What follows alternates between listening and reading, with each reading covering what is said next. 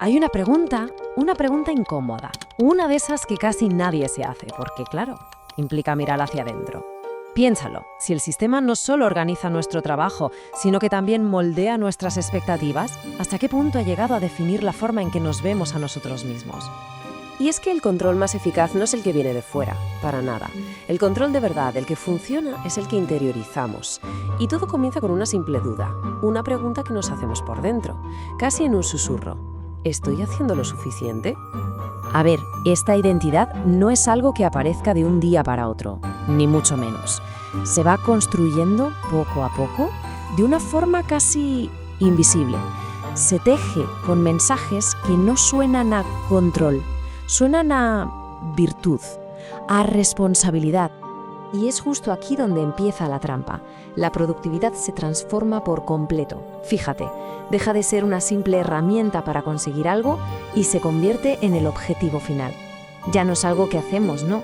Se convierte en la condición indispensable para sentir que valemos algo.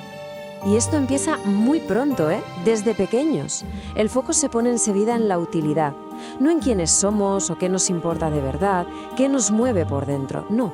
Solo importa qué haces, en qué ocupas tu tiempo, cómo produces valor.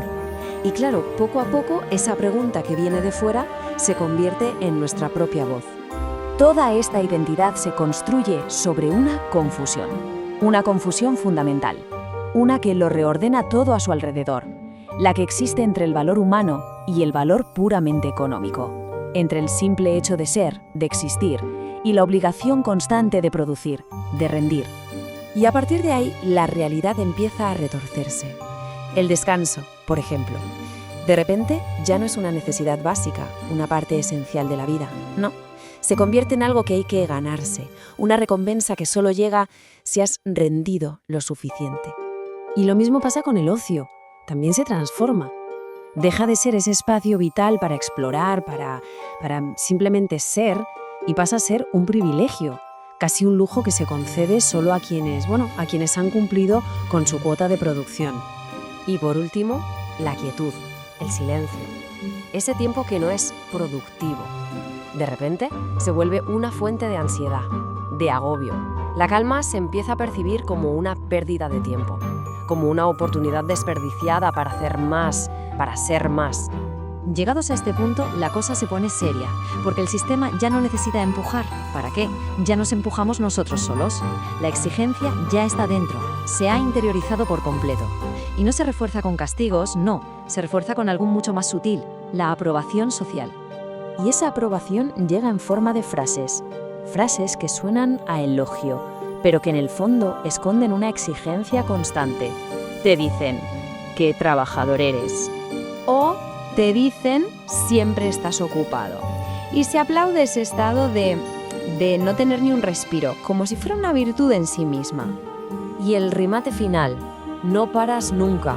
Aquí ya es evidente, lo que se valora no es el resultado, ni la calidad, ni mucho menos el bienestar. No, es la disponibilidad total, la entrega incondicional al rendimiento. Y aquí es donde nos topamos con la gran paradoja de todo esto. Resulta que cuanto más productiva se vuelve una persona, menos control real tiene sobre su vida. ¿Por qué? Porque esta identidad productiva nunca se sacia, siempre quiere más. Así que la presión ya no viene de fuera. ¿Qué va? Nace y crece dentro de nosotros. Y esa pregunta interna se transforma en un ¿por qué no estoy haciendo más? Una pregunta que en realidad no busca respuesta, solo busca continuidad. Es una rueda que nunca, jamás deja de girar.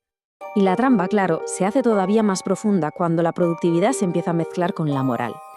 De repente producir no es solo producir, se convierte en la prueba de que eres una buena persona, alguien responsable, comprometido, digno. Casi nada. Y esta lógica es como una mancha de aceite. Se va infiltrando en cada rincón de la vida, en el trabajo, donde estar ocupado se confunde con ser necesario, en los estudios, donde aprender es simplemente acumular títulos, en el emprendimiento, donde la autoexplotación se disfraza de pasión, y lo más increíble, hasta en el ocio, porque incluso el descanso ahora tiene que ser productivo. Nada escapa. El mecanismo es de una sutileza tremenda, pero devastador. Fíjate, El sistema no necesita prohibirte descansar. No le hace falta, solo necesita que te sientas mal cuando lo haces. Y ya está. Esa inquietud, esa culpa que aparece en los momentos de pausa, ese es el verdadero guardián del sistema, el más eficaz. Claro, esta identidad no puede tolerar el vacío. Le tiene pánico a la pausa. Huye del silencio como de la peste. ¿Y por qué? Porque sabe que en el silencio puede aparecer una grieta. Y en esa grieta asomarse una pregunta muy peligrosa. Y es ahí donde se revela toda su fragilidad. Cuando el rendimiento baja, la identidad se tambalea. Cuando llega el agotamiento, aparece la culpa. Cuando el sistema deja de premiar, emerge un vacío inmenso. Una identidad que depende de los resultados es una identidad que puede romperse con una facilidad pasmosa. Y no hablamos de una pérdida económica, sino de algo mucho más profundo, una pérdida del ser. Y esa pregunta peligrosa es esta. Si eres lo que produces, ¿qué eres cuando no produces? Esa es la pregunta que la identidad productiva evita a toda costa. La ocupación constante, la agenda siempre llena, la búsqueda incesante de la siguiente tarea, al final todo es una huida hacia adelante, una forma de no tener que enfrentarse a ese vacío. Porque en ese silencio puede aparecer una conciencia que es peligrosa para el sistema, pero liberadora para la persona. La conciencia de que a lo mejor no todo lo que es valioso se puede medir. La idea de que el valor humano no debería depender del rendimiento y de que quizá, solo quizá, no todo lo que es útil es verdaderamente humano. Pero claro, desmantelar esta identidad nos lleva de cabeza a otra pregunta. ¿Todas esas decisiones que tomamos para ser más productivos, para encajar, son de verdad nuestras? En nuestro próximo análisis vamos a explorar justo eso, la ilusión de la elección. Veremos cómo la sensación de que elegimos puede coexistir perfectamente con un margen de libertad que es, en realidad, cada vez más y más estrecho.